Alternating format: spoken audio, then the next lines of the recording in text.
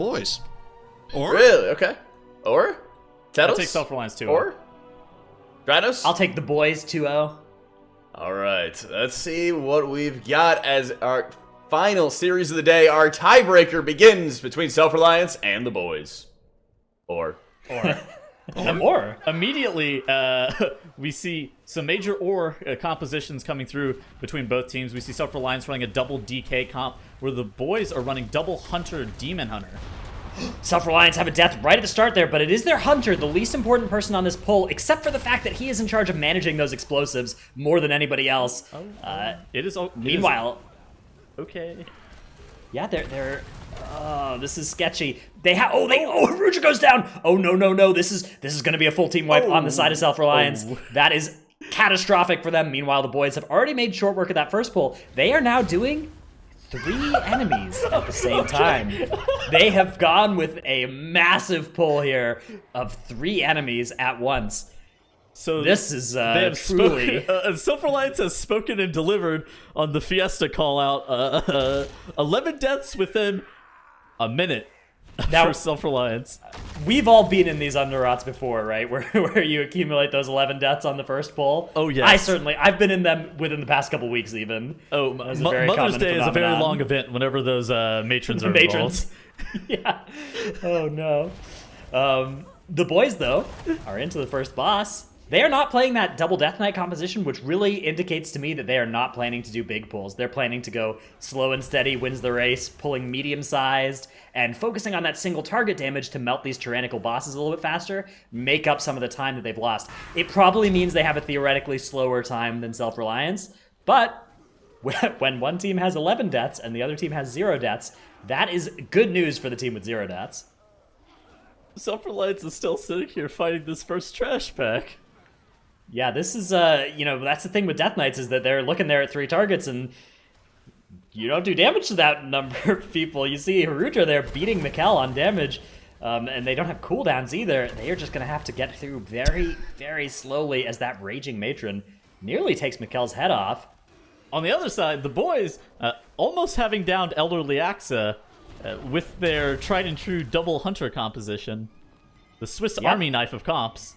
This is definitely, I think that this is a great, describing double Hunter, Demon Hunter as a Swiss Army knife comp, like, I think if you were forced to pick one composition for every dungeon, this would maybe be it.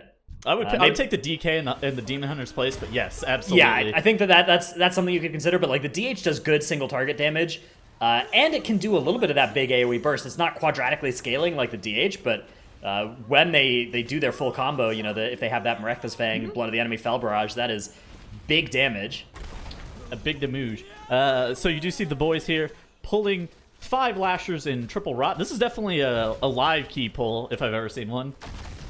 Yeah, 5 Lashers, it can be intimidating, but this is actually absolutely something you can do on the live servers, especially if you have something like a Mistweaver Monk who has a Poison Dispel, if you have players that have immunities if they are targeted, then this is not too dangerous at all. So whenever the DPS players are alive, the Mistweaver Monk and the tank will not be targeted with that stun from those Disease Lashers. So like Dratnus was saying, it's a fairly easy pull to be able to pull off on live servers. It kind of looks a little bit scary, but if you do have a Dispel on one of those 2 classes, either through a Paladin, maybe even a Brewmaster Monk, if you have a Dispel for diseases, you should be maybe looking to pull a little bit more aggressive on those Lashers. All right, we see the boys now moving into another small pull. This one a little bit larger than we would do on the live servers generally, as it does contain 2 Feral Bloodswarmers. Those enemies are pretty scary to pull multiple of at once. And now, so they're going to be doing this room in 3 total pulls, it looks like. Maybe even 4. Don't hate that. Yeah, whereas if you look on the side of Self-Reliance, they have actually, they're kind of catching up here. But this is, so look at this, they're going to be doing like 3 times the size of the pull that the boys did, but they have 2 Death Knights. But they also have explosives far going off. Ashvale getting hunted down by one of these Feral Bloodswarmers. Way the Crane coming out, Furrow doing 200,000 healing every single second here. But there's the double Death Knight. Damage coming out here. Actually, just Anda. Mikkel completely AFK. All right, does decide to start pushing some buttons. Anda goes down, though. Luckily, it was at the end of his combo, whereas Mikkel is still ramping here. Can we get an Enraged Feral Bloodswarmer? Yeah, they need to keep kiting here. Luckily, it is currently targeting Ashvale, who has a pretty easy time kiting Feral Bloodswarmers relative to some of the other players.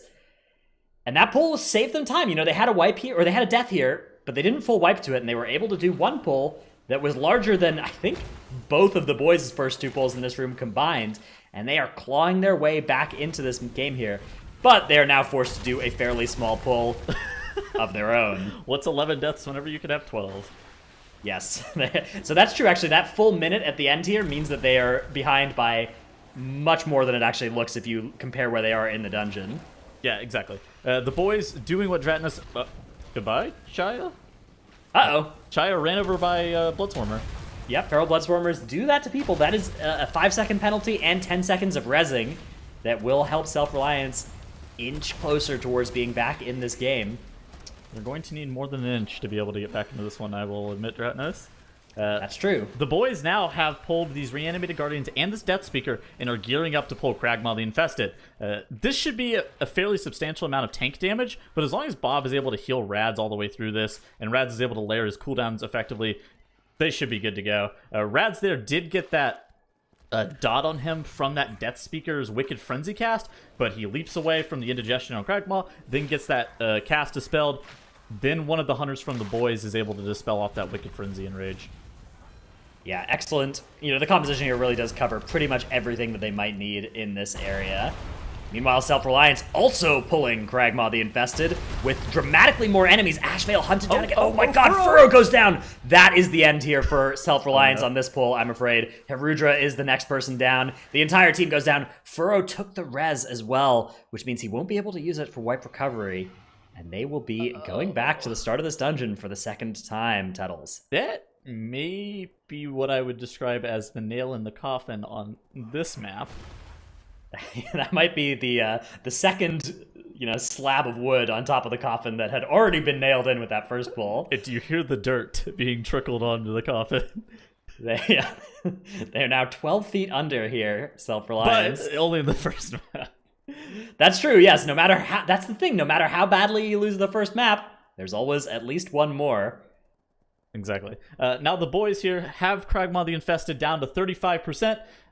No more real trash in this room that they are able to pull with him, so nothing of super high efficiency there. Do you suspect that they're going to pull Urgroth Breaker of Heroes after this boss? I believe that they will, yes. I don't think there's much of a chance that the boys are going to be going for something like 4 Obelisk here. I mean, it's possible. They have a composition that can do it, but I think that really doesn't... Like, if they're trying to take that level of risk in this dungeon, that would indicate an amount of practice that I don't think they've actually done in here. I think that this is more of a slow and steady pathing from the boys that is pulling medium-sized as quickly as possible, as safely as possible, and that would be more of a 3 Obelisk strategy than 4. Sure. I absolutely agree. Urgroth Breaker of Heroes, though, whenever it is matched up with double hunters, is not exactly the most deadly. But that's true, but it's an extra thing. Hunters is not exactly the most deadly. But that's true, but it's an extra thing to juggle. It's an extra layer. There's already quite a bit going on. I do agree with that sentiment. So now you see Urgroth Breaker of Heroes being pulled by the boys like Dratnus and I have spoke about and dragged on for 30% of Kragmaw the Infested's HP. Now he's going to be going down after this, and I suspect that they're going to probably just trap the grotesque horror nope rope style worm, and then they might incapacitate it or para it, and then run the skeletons into Sporecollar's Ancha. Right, that's kind of a standard strategy that we see a lot of teams deciding to do, because it's pretty inefficient to fight that thing where it is by itself rooted. Self-Reliance, though, is kind of the next question mark for me, is whether they will do Urgroth Breaker of Heroes at the Spire or with the last boss. Because if they're planning to do it with the last boss, they're going to be much closer in range here to overtaking the boys if the boys have something go wrong. Yes. So here we have the Defilers being pulled with the Death Speaker and all of the skeletons. Not onto the boss, notably, here. You see the full damage combos coming out from the boys. Because they don't have that double Death Knight, they don't really need trash onto bosses as a huge time save. Like, it is more efficient to do so, but it's less of a big deal than if you have those Death Knights involved. So they're deciding for safety here to just play the trash by itself and then play the boss by itself.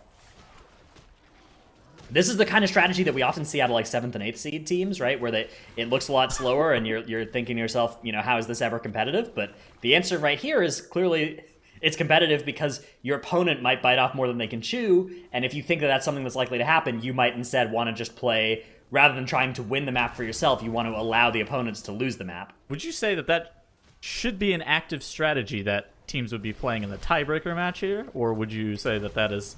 It's surprising to me. I'm surprised to see this come out. It's going to be a fiesta, right? So right, but I don't think the boys are making a decision based off that. I'm not sure exactly what has caused them to...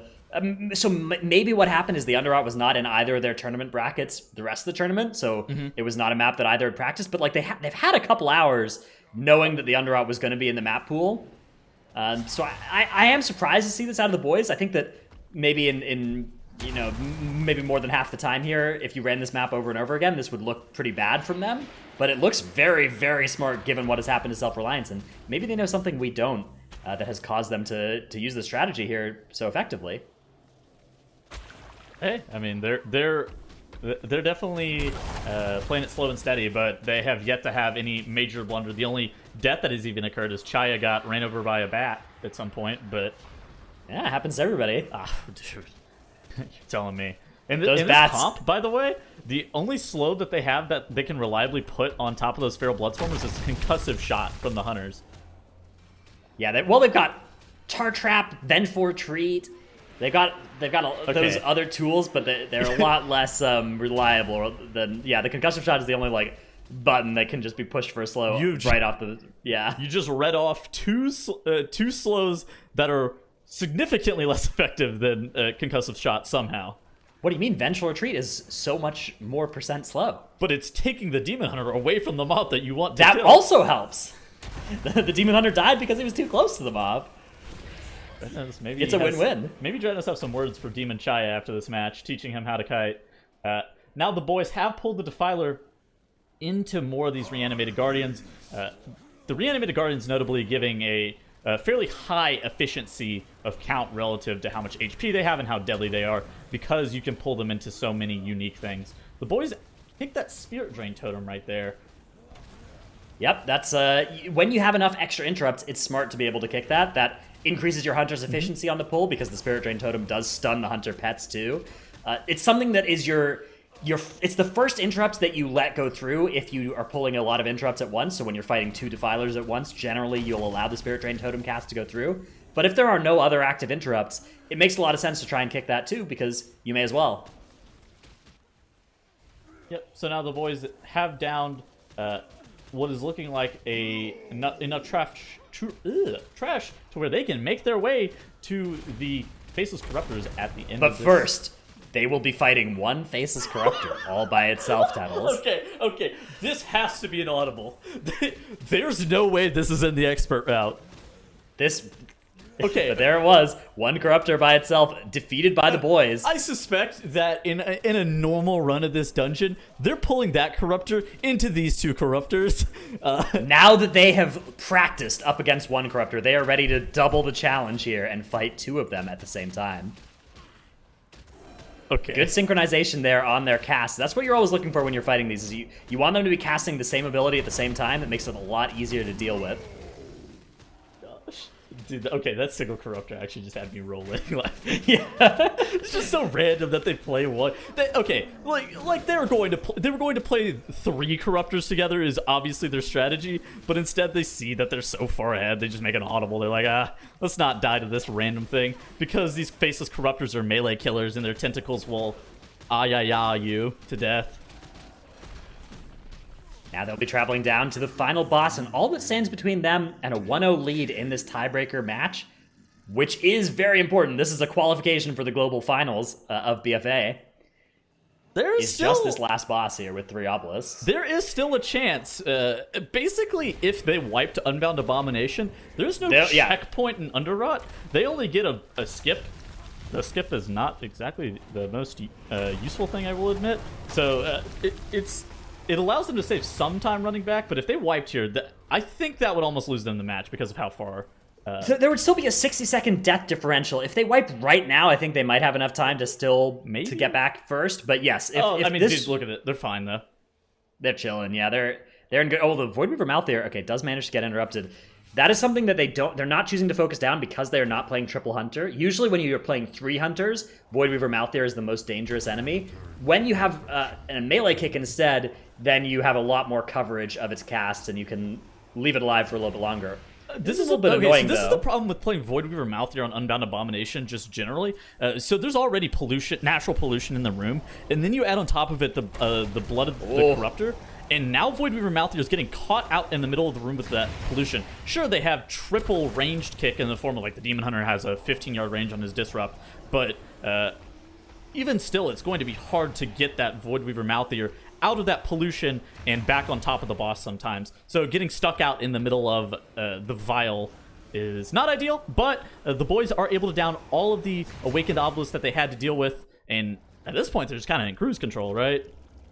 Yep, that is what they're doing here. They just need to get through 1.5 more phases of Unbound Abomination, and I don't see any way for Self-Reliance to come back from here. Well, there is an undisclosed healer on NA who has a spore that's named after him that there is a chance. That is true. There's a chance. And the boys, notably, without access to that Death Knight, they don't have an instant cast battle res. They would need to have somebody go and do an engineering res. However, at this point, I believe that they can make it through here without a healer if that were to happen. They're probably still vibing. Like, straight up, Unbound Abomination is going to hit. Oh, dude, look at that! Look at the group damage here. I think that was a unnamed healer spore appearing in the middle of their group. So here's something that we can talk about that's actually interesting. You see the Unbound Abominations at 29% health? Yep. Most notably, the Unbound Abomination will normally drop to 33% health, but if you have Chaos Brand, for some reason Titan Keeper Hairzel will DPS the Unbound Abomination more because of the 5% damage modifier from Chaos Brand. Yeah, it takes a magic hit when you kill those little ads that it spawns, and that can be really relevant if you're playing a Demon Hunter and a Mage, because notably it gets it into Scorch range. Exactly, because they're running Searing Tempest. Searing Touch. Or Searing Touch. Searing Tempest is something completely different. That is going to be a win, though, for the boys here as they take down the Unbound Abomination in map 1 of our best of 3. Proud of you. You almost had it there, Tettles. You know, you had the good other class mentality, other class knowledge and everything, but whenever you play a class that's not good, you have to learn about how other classes perform, because there's a reason I'm on the caster desk and not playing in the MDI. I didn't even have to go in for the roast in this. Several reasons, actually, but yes. The boys taking the win, though, as Self-Reliance's prophecy was self-fulfilled there, Mr. Zyro. Well, they kind of did it to themselves, right? I feel like this dungeon is like the tortoise and the hare. The boys were the tortoise that was just vibing through the dungeon the whole time, not really worrying about going too crazy fast. Whereas Self-Reliance is like, oh, we gotta go for the big pull, we gotta go for it, and then they just wipe 3 times, and there was like no chance of them coming back. Obviously, the double DK Hunter strat lends itself to doing better pulls, and you can see that even though they wiped 3 times, they were able to like at least engage the final boss by the time the boys took it down. But in this section, and like this 3 through 6 section, or like fighting for the fourth here, like we're seeing these teams do, I'd take the consistently good runs over the volatile, potentially really good runs, or just terrible runs. And the boys are playing to that strength right now. It's a reversal of roles, though, because Self-Reliance has kind of historically, I'd say, been the team that's more reliable and maybe a little bit of a lower top end, whereas the boys have had some moments of brilliance and a lot more of those kind of full disaster runs. This time around, though, the 2 teams completely off character in the first map.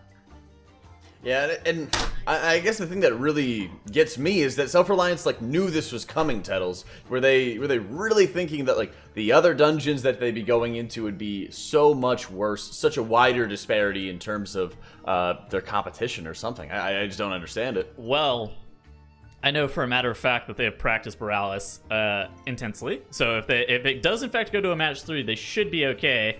Trying to the Storm, however, does that really favor anybody? Well, last time we were in here, both teams have a history with many deaths on the tracker. The boys, though, taking the crown with 17 deaths on their most recent Shrine of the Storm. That is definitely a scary place for them to be in. But yeah, I don't know. I don't know what to predict here. There's just so much volatility in this dungeon with these affixes as well. Okay. So basically, Shrine of the Storm with Bolstering is also very hard to recover from, and there's so many points in which it can go wrong. So first off, it's hard to recover because the primary checkpoint is at the very beginning of the dungeon, and a lot of the hard pulls that you have to deal with bolstering are towards the middle and the very beginning of the dungeon. So like the attendants that cast that water blast are brutal on your tank, and if they get bolstered up at all, it's going to be a wipe. In addition to that, you can't pull too many initiates or at least you can't pull too many initiates at once because there's 24 in the Brother Ironhole and Gale Caller Fae room, and if for some reason one mob gets 24 bolstering stacks, that's a wipe, and you have to restart at the very beginning of the dungeon because there's no checkpoint here. And it's just a lot that you have to deal with, and it creates for a very challenging dungeon that if you mess it up once, you will be punished. That's right, and the punishment was very real throughout that Underrot, Zyro. Let's start breaking that down a little bit before we jump into Shrine. I'm not really sure what breakdown there really is. There were too many mistakes to count, right? It's really hard to break down one of the wipes. The thing that I just want to get into is if Self-Reliance is a team that wants to prove that they are capable of being a top 4 team, they have to show it in spades here. The Shrine of the Storm is an incredibly difficult dungeon, especially with the affixes that we've chosen for this week. And they also have to get over that mental leap of pretty much spectacularly failing in the first game of a series that determines pretty much your fate as a team this year, right? So there's a lot that they have to get over in the Shrine that's just, it doesn't even have to do with the dungeon itself. Yep. All right. Looks like we had some highlight reels of another team, so don't worry about it, Zyro. We didn't have to worry about catching, clips of yours. Don't worry. What happened? Good. Imagine. Perfect. Doing magical imaginations. It's okay, Tettles. We'll tell you later. Tell me when I'm older. I was about to say that. Oh man, I mean, actually, speaking of getting older, it was Dranos' birthday last week, so happy birthday to Dranos. Thank you. Smiley face. I bought him a birthday present. I'm his favorite. Not my birthday yet, but I appreciate it. Happy birthday, Tettles. Getting in there early. Happy birthday, Tettles. Thank you. Hey Jack, can you tell your mother I said Happy Mother's Day? Sure. Thank you. I'd be happy to. I'm going to give her a call right after the tournament's over. I'll give her a call too.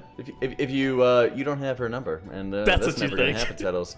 Okay. If I have to drive down to the south to go, actually, I already am in the south. I'm in Missouri, so bro. Whatever. I'm gonna hop over. I'm in Missouri. Okay. It's the Midwest. Nope. Don't call my mom. I'm gonna call my mom. Okay, and you guys should call your mom too because it's Mother's Day. I've already call your families. called my mom. Reconnect with them. Called Tettles' mom. We're good. Checklist complete. Yeah. It's been a productive day so far, but yeah. I can't. What was your productive day so far, Dranos? I've been doing some broadcasting here of the Yeah? NBI. Yeah, I've been kind of just doing that nonstop all day since I woke up. How about you, Jack? So I've been, I've been a little bit of this, a little bit of that. I've been chatting with my good friend Matt in production, who's been, whispering me some sweet nothings every time to kind of update me and, tell me about his day as well. So I hope everybody else has been having a lovely day because it has been a long day, especially for the players and production team that are working so hard to be able to put on the primo show, despite all of our work from home setups and Tettles in his closet. We are, we're doing our best and having a blast. What's up, Tettles? It's not a closet. Listen, you kind of moved your camera around It's every an now office and then. area. Okay, I got DM'd to move my camera. Man, who puts office areas under their staircases? That's It's so not- weird. I know. It's okay, bro. I guess it was just the Dursley family. I mean, huge shout out to all of them. All the what? Zyro? Yep. Big shout out to what?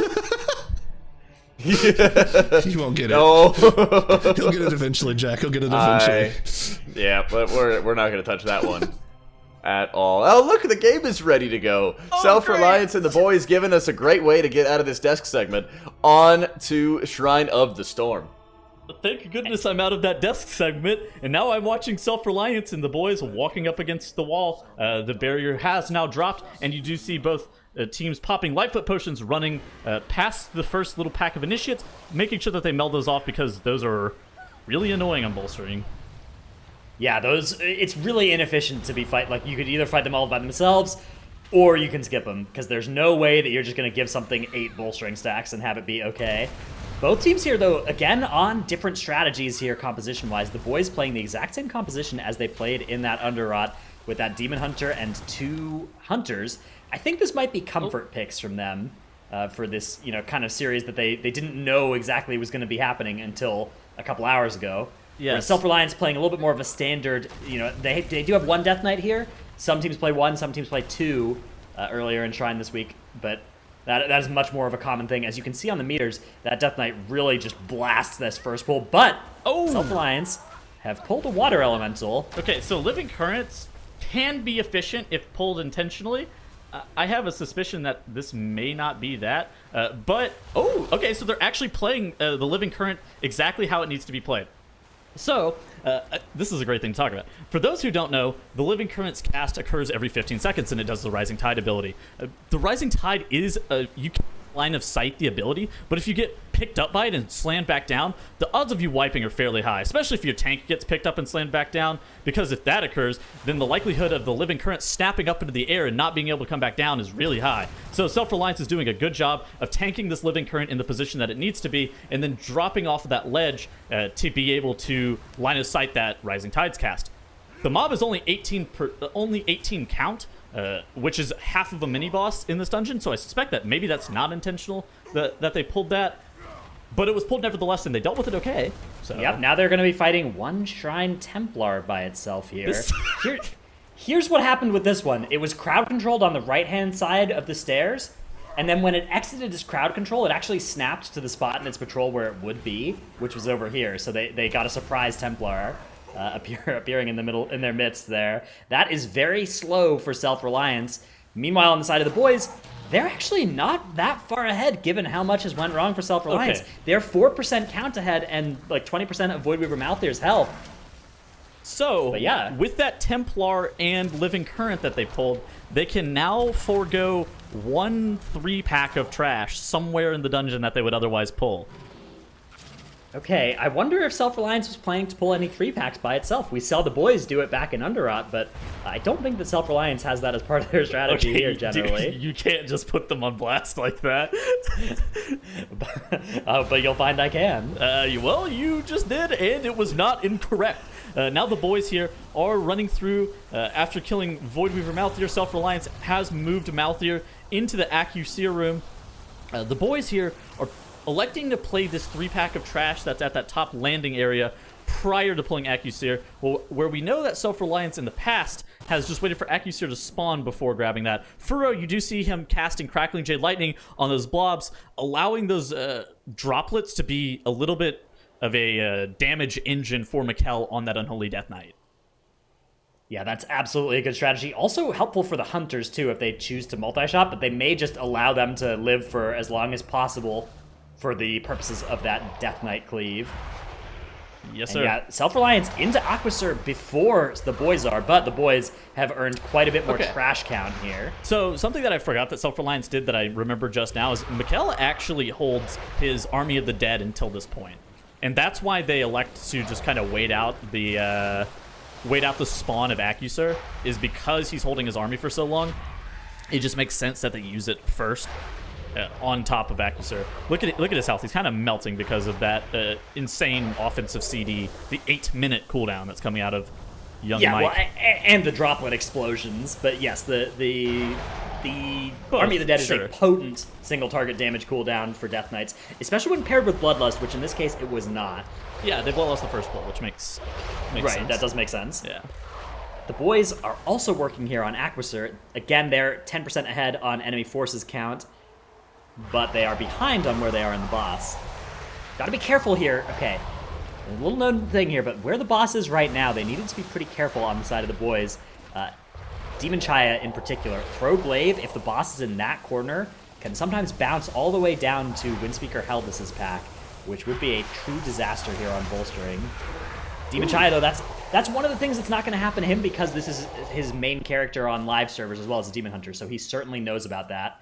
Whereas, if it was somebody playing Demon Hunter as, a multi-classing decision, that could be something that would happen to them. I have some inspiration from chat. Do you believe that Self-Reliance's pull on that Templar and that Living Current is going to allow them to skip the 3-pack that's in Volzith's room? Well, no, that 3-pack is worth more than more count than I think more than 27 count. Yeah, I think so. I actually can't prove it, but I believe that those were worth extra count. I don't know. I know that most normalized mobs in this dungeon are worth 9. I know that for a fact. I don't know Alright, where don't worry, you would I'll go inspect. Okay, and while Dratnus is inspecting, we do see Self-Reliance is doing a fairly substantial pull here. They have pulled the 2 apprentices down, the Tempest casting apprentices down from the bottom into that 3-pack that's on the landing, plus the patrolling Templar, all into one pull here. It can be kind of dangerous on Bolstering, but as long as they kill everything evenly with Even Cleave, they should be good to go. The boys now have completed Accusur, and at 33% trash count, you do see them running through the dungeon with Lightfoot potions as Rads is tagging stuff. He does pop his Spell Reflect there to be able to reflect some damage. He pulls everything back a little bit, lets his group mates run through, and then they all meld everything off successfully, foregoing pulling Urgroth, Breaker of Heroes. All right, my search was inconclusive here, but I do you need me to stall for longer? Nope. I have given up. This has been too much work for me. I'm out of here. Let's go back to seeing what happens, and we'll figure out later. I continue to believe that was not part of the plan, though.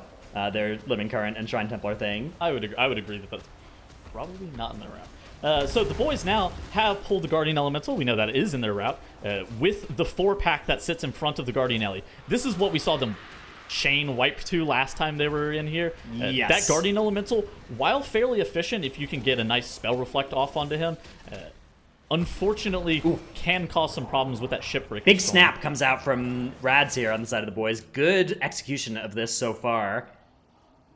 And yeah, they're doing much better here. Both teams remarkably on 0 deaths despite having many deaths in their previous Shrine runs. I think they both are turning it on here for this final, or for this potentially final game that they get to play before deciding who gets that invite to the global finals. I have seen now it goes down, though, as soon as I talk about how few deaths are happening on the side of the boys. Oh, look at that. Looks like it was look those at that attendant Tempests. that's standing right there.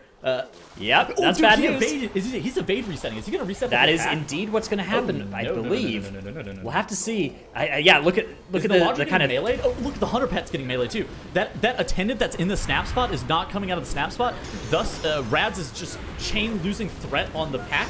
Look at the other mobs are healing too. Now explosives are going off. This is going to be a full team wipe for the boys. Oh, and the boys are going back to the start of the dungeon. Meanwhile, on the side of Self-Reliance, things are also going bad. Furrow went down, claimed their battle res. Haruja needs to stay alive, but a water blast hits him directly in the face. He's going to be okay. If he can just survive a little bit longer, they should be able to stabilize here. But this was almost disaster for Self-Reliance as well. Now the boys are in the unenviable position of having to go back to the start of Shrine of the Storm. And as all of us know, when you wipe once in Shrine of the Storm, that is when you go to a different dungeon. That is when you zone out. You zone out, yeah. It's over at that point. The boys also didn't play Urgroth, so if they want to use a pillar skip, they can only walk. Actually, no, they can't even walk down to Accusir because they killed Malthier like super close. Where are they zoning out and going again? No, they paralyzed the Templar. Yeah, the Templar, and they were stuck in combat with it. They decided to just go back and kill it so that they could drop combat, because they could have melded off combat with this thing, but they've now decided they're going to need the meld later to get back to where they were in the dungeon. This is what I would describe as, quote, Aki tacos. Now Self-Reliance Could you define that term for me, please? I'm not familiar with it. Awkward tacos, but abbreviated Aki tacos. I see. So Self-Reliance, they did have an explosive go off, but that was it wasn't intentional for the explosive to go off. It was intentional for Haruja, 3%, 5%, 1%, dead. No, this is a full team wipe on the side of Self-Reliance. And they are in the same position that the boys were. Could you imagine, just 2 short minutes ago, me talking about how these runs were so clean, and now both teams have gone back to the start of the dungeon. Oh. Good job, though, by the boys getting back here without losing too much time. Self-Reliance now, we'll get to see what their strategy is here, and it really matters how well these teams recover from their respective mishaps. Oh no. Okay, looks like it's just going to be a mass res there for Self-Reliance. That is now 5 extra seconds that the boys have in their favor. They're going to try the snap again. Hopefully they don't get the same issue. When you live by the snap, sometimes you do die by the snap, as mobs behave a little bit unpredictably sometimes and can get a little bit confused when you snap them. That is a risk you take when you employ that strategy. I am at a loss at this point, because that just went so poorly so quickly for Self-Reliance. So if you guys didn't see what happened, Harudra was standing there. He was going to spell reflect the Guardian Elemental, the shock, as you do. He gets to spell reflect off. An explosive goes off right at the moment in which all parties dip into line of sight to be able to DPS down the pack and the Guardian Elemental simultaneously. And during the Shipbreaker storm. During the Shipbreaker storm, and then Furrow, not able to catch everybody up for obvious reasons, then they incur a team wipe. It was extremely awkward tacos, Tuttles. Circling it back, I would describe that as Aki tacos as well, yes. The boys are now working on another snap here to the same spot. A bunch of just little initiates this time. They are taking this room in more pulls than many teams have done before. But it makes sense here. This is the safest way to do this. With Bolstering active, sometimes pulling 2 packs of 12 rather than 1 pack of 24 is a much faster strategy. Correct. And whenever you have in this snap spot that the boys are using, there is no ability to flee from the Tide Sage Initiates, so use that in your own strategies, guys. There's also a different snap spot for Sanguine that if you... In the pool, yeah. Yep, that's in the pool, because Sanguine has a tendency to drop to the bottom of pools, so in dungeons such as Toldogor or in Shrine of the Storm's case, you can actually kill Sanguine mobs in the pools and not heal them. But we're not watching Sanguine, so... Cool tip. Thank you, Tettles. Yep. Self-Reliance now going to be attempting the Guardian Elemental once again. They're fighting the same trash pack as well. This thing is going a little bit better for them than it did last time, at least. Explosive does go off as soon as I say that. And they are now taking the damage from the Shipbreaker Storm once again. Looks like they're mostly going to be line of sighting here, except for Furrow, who is standing inside that cast. Does have to use Light Cocoon on himself. Yeah, so on the side of the boys, they have 60% enemy forces count for Self-Reliance, it's 40%, and the boys are also starting to DPS through Brother Ironhole and Gale Caller Fae, with the significantly less costly wipe that they have incurred. Yeah, they're looking they're in good shape here. As long as they can avoid any further wipes. Oh, Ashvale goes down. Harudra taking huge damage as well. Furrow also taking huge damage. Furrow goes down on the side of Self-Reliance. Harudra at 9%. Can he keep kiting out this pull? If he can just live, even if the rest of the team dies, he's gonna die. If he'd been able to live, though, the rest of the team could have died and he could have reflected to kill the Guardian Elemental. But unfortunately, that's not what was going to happen here. And the Electrifying Shock are going to have to line of sight this. They're going to have to dance in and out of line of sight of the Guardian Elemental here to make sure that it doesn't get the Electrifying Shock cast off. Don't worry, dude. The 100 pets are on it.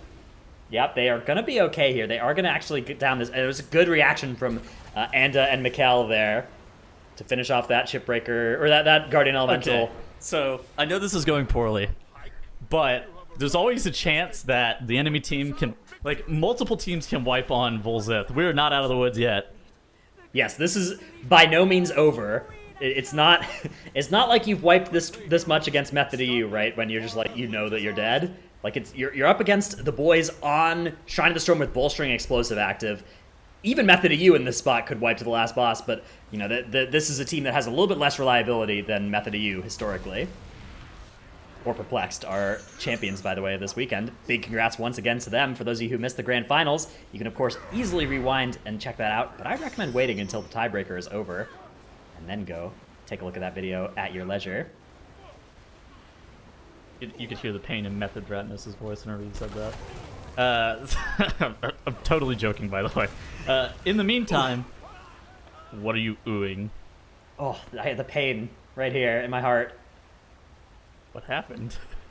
Is it Method heartburn? lost, man. Oh, that was heartburn. So Self-Reliance has pulled a double initiate snap similar to what we saw from the boys. They actually get the mobs out of the snap. They're just going to play them manually. Snap on, snap off. Yep. This is... this can be a good strategy, although it does enable those mobs to do their fleeing, which you can see has separated them a little bit, and that is going to cause what we call in the business, that is what we call a bolstering fiasco. That is the death grip in. That is going to take them an extra 20 seconds to resolve, but it does eventually get handled. Meanwhile, the boys are on their skip here. They've killed off that obelisk. Yeah. I wonder if they'll be doing 2 or 1 obelisk with the last boss here. Well, they have to be. They're playing Blood of the Corruptor. Okay, so Blood of the Corruptor is the Blood of obelisk the Corruptor right here, right? is the obelisk that's right in front of them. Yes, Yeah. they could still... They've skipped Urgroth already. Yeah, they have skipped Urgroth. Why would they they could play end Blood up- of the Corruptor here? because it is easier to fight one obelisk with the last boss than 2 times. All of this series, the boys' strategy has been about making things slower but safer, and that would be taking that strategy to its logical conclusion. That's fair. Alrighty. So now the boys here have pulled these double tentacles. Rads is doing a really good job of making sure that he's staying directly in between both of the tentacles. If he did move out of melee range of one of them, they cast a... I want to call it a hole cracker. I don't know if that's the exact name of it. Oh! Dratnos. Oh, are they going to go and kill the Blood of the Corruptor like Tettles believed was impossible mere 30 seconds ago? This is one of the first Blood of the Corruptors that we've ever seen killed in the MDI. Is this the world's most brilliant prediction ever made? I believe it might be. You're going to hurt your arm by patting yourself on the back too much. Impossible. I have years of practice. Okay. Anyhow, Self-Reliance here has pulled Tight Sage Council while the boys are killing those eyeballs on a stick, the Mind-Rend tentacles, while fighting the Blood of the Corruptor. They are moving now the Blood of the Corruptor down the walkway. Yeah. One of the big reasons we see teams usually not fight the Blood of the Corruptor in its obelisk is that it actually is a lot... You add those Mind-Rend tentacles, and those are pretty challenging and slow mobs for which you don't get any count. So... that's one of the reasons that it's one of the better ones to fight with the end bosses. Not only is the blood itself fairly easy to deal with, but the ads you're skipping are pretty nasty ads. The boys, though, are all about just making that last boss fight more reliable for themselves. They now just have one obelisk remaining. It is Urgroth, Breaker of Heroes, and they have Hunter pets available for that pet taunt. They're basically just going to be fighting vanilla Volzith. No extra affixes or anything on that fight, besides the explosive that every team does have to deal with during the ad phases. So that is by no means a done deal. Yes. The only reason that we've ever seen the Blood of the Corruptor actually be fought is because Overseer Korgus is the end boss of the dungeon. Otherwise, almost always, it is one of the obelisks that just gets left to be kited or fought with the last boss. One pack at the boys, a time. once again, just taking this one pack at a time. Yeah, they will be doing this bridge and this obelisk in 4 total pulls, which is certainly a record for us here in the MDI. I think this team does these pulls in half as many pulls on live, actually. Yeah, this is such a... I mean, like, it's confusing to me that this ends up being the best strategy, but it's definitely... whatever they've done here, it's really working out for them of deciding to just slow down the entire pull of both the Underrot and Shrine of the Storm, and it's putting them in a huge advantage right now up against Self-Reliance, who've had, you know, these issues almost always when fighting more than one pack at once. And it's hard to wipe if you're just fighting one pack at a time. You know, you're absolutely right. Those Abyssal Dwellers are going down for the side of the boys. While they've started the RP on Lord Stormsong here, you do see Bob did have his Way of the Crane up. He was glowing that orangish color. So they immediately, once they dropped combat with one set of Abyssal Dwellers, they immediately jumped into combat with the other one because they knew that Bob had his healing cooldowns up and was going to be able to spend a win to keep them alive through that. Yeah, now they're on to Lord Stormsong, the penultimate boss here. 85% trash count, so they'll need a little bit more from the eels and the enemies in Volzith's room, but they look like they're okay on that front. Meanwhile, Self-Reliance fighting Samrak, Beckoner of Chaos. They're going to be using this as a Awakened skip as well to get to where they need to go. Let's see how they choose to do the bridge. They are certainly under a lot more pressure than the boys. They need to be pulling a little bit bigger than the boys did to try and close the gap that was opened by the more common and more serious mistakes that they made. Yeah, I think at this... Okay, never mind. I think at this point, the only way that Self-Reliance gets back into this game is if the boys wipe on Volzith. We have seen wipes on Volzith occur a many of times in the Mythic Dungeon International here, so I don't think anything at this point would surprise us, but for Self-Reliance's sake, they must be hoping for a fatal encounter with Volzith the Whisperer. Yeah, perhaps 2 as well. They might even be 2 wipes behind here, although I think that No, I don't believe that. I mean, they have like 3 trash pulls and a boss now separating them and the boys. Well, they are pulling bigger here, though, and they should... Oh, Harudra takes huge damage there. The Life Cocoon almost immediately eaten through as well, but he is going to be able to stay alive here. Gets healed back up. But that was very, very sketchy. Now we have this rough overlap as well of all of these frontals causing them to dodge the tentacles. That Drowned Death... Yeah. Okay, now the Drowned Deathbringer is starting to get focused down. Furrow drops to 9% HP, able to heal himself back up. Bolstering is active, and that's a pretty fat cultist, but everything is... the Void Bolt is one-shotting. There it goes. Claims a victim in Mikkel. Adios. All those Bolstering stacks. That's going to be a battle res, or not a battle res, but a out-of-combat res required from Self-Reliance. And the gap between these two teams actually widens here. That's unfortunate. Well, on the side of the boys, if you take a look onto the right-hand side of your screen, you will see them taking a nice swim through the water, approaching Volzith at T-minus 45 seconds.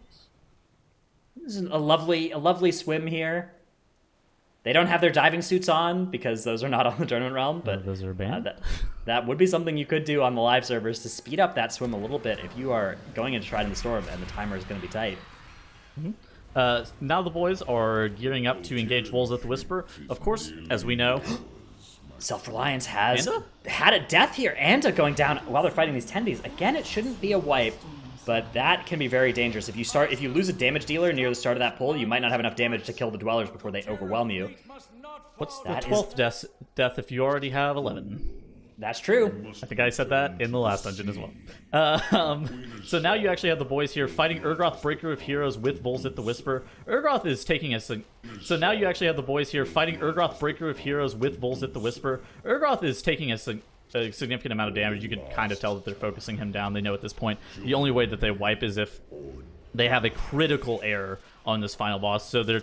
Urgroth does die as well, yeah. Unsteady. Yeah, it's going to be kind of scary because explosives spawning on this boss is dangerous because they spawn off of those mobs that Volzith spawns in his next phase. But it should all be okay. 79% health. The boys bloodlusted Urgroth. I just noticed that. Yeah, I mean, you still get some efficiency on Volzith, although Volzith here at 79% is a little bit higher. Oh, they've pulled the middle pack. All right, they need to get right in there.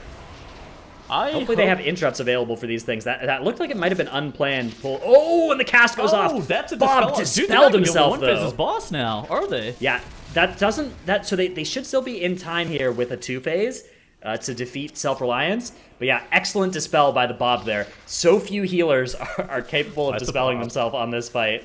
But Bob managed to do it there as that cast was going through. And yeah, I believe that they pulled this unintentionally as their Hunter interrupts were not available. Both counter shots not available for the boys. Demon Chaya's Disrupt was also on CD as well. Yeah, that's what happens when you're exiting that realm, especially if you accidentally overlap some kicks downstairs.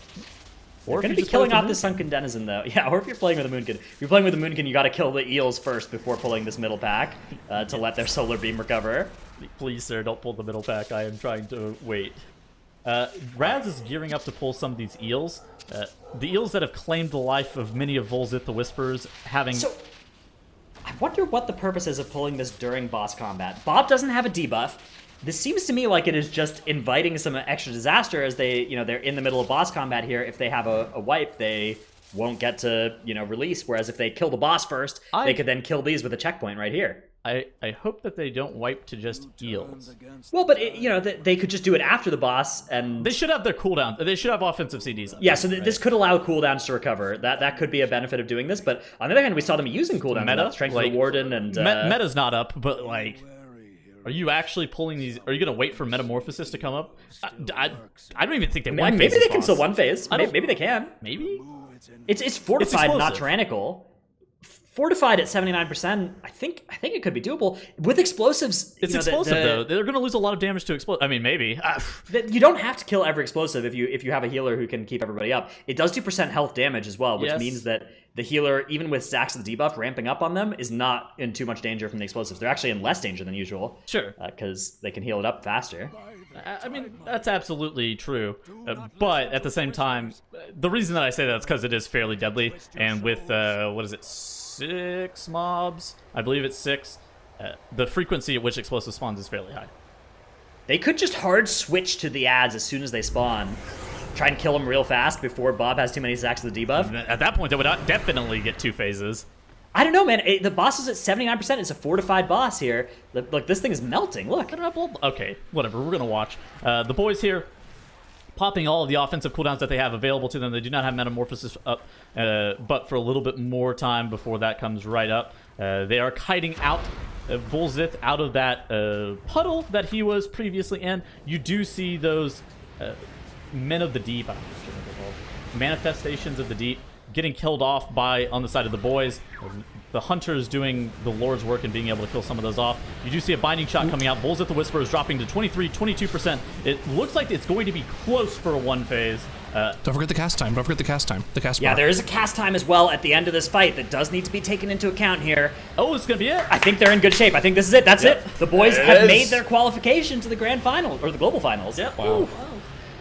The boys really turning it around today as they do get the 2-0 victory over Self-Reliance, and they really kind of got themselves out of their rut here, Zyro, and turned it up when they needed to. I mean, the boys were in the lowest of lows yesterday, man. There was some... Of course, it was all out of their hands when Complete from Beyond beat them in that second round of the lower bracket, but